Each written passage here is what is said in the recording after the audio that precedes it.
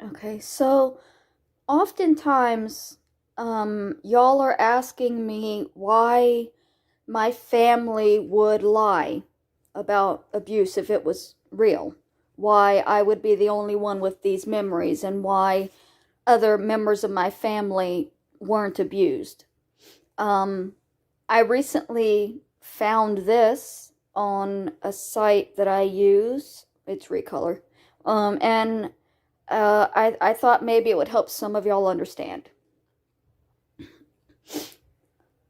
Abusive parents will often target one child for all or most of the abuse, while treating other children somewhat better, or making other children their favorite or golden child.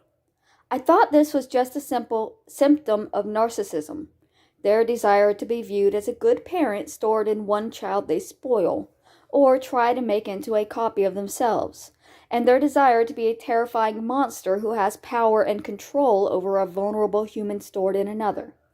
However, the problem runs deeper than that. If you abuse all of your children, there's a good chance the kids will unite and stand against you. Abusing only one child and then sparing others is not only a narcissistic move, but a strategic one.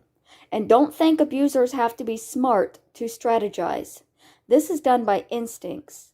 You can feel if you continually hurt a group of people that you gave them a reason and motivation to unite and stand against you.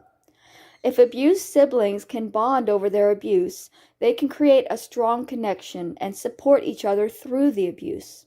They can validate each other's experience and make sure they all know what's the truth. They can support each other's words and arguments, and even prove something in court. Having multiple victims affirm abusers' wrongdoings, who are completely certain in their experience and not alone and isolated from support. That is an abuser's worst nightmare.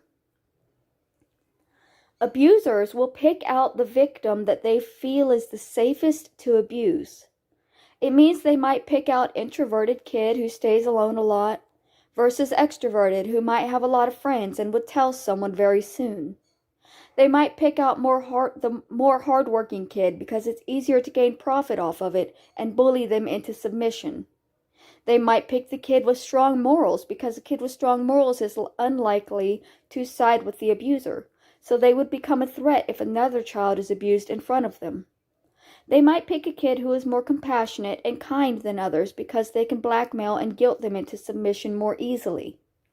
They're aiming to create the environment of having one kid isolated, not believed, not supported, not taken seriously, and emotionally abandoned by everyone, even their own family members.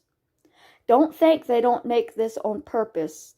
Having one child completely alone in their pain and fighting against the entire world when they're trying to prove that they've been unfairly hurt and mistreated. It's exactly what they aim and plan for. Every parent who causes this kind of horrible suffering to their child has a special place in hell where nobody cares about their version of the story.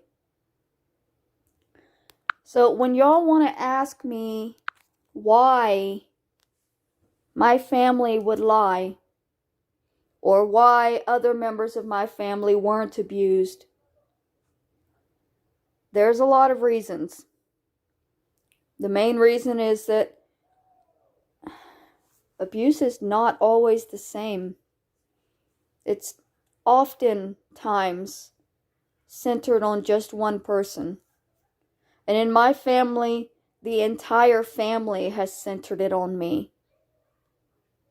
When I was a kid, it was just my mom and dad and my sisters. Now it's my aunts and my cousins. I mean, I always felt unwanted by these people. But I never felt they genuinely wanted to hurt me the way that I do now. My grandmother took care of me the way she did, specifically because she saw what my family was doing. I am not lying about my childhood experiences, or my memories, or my feelings, or my emotions.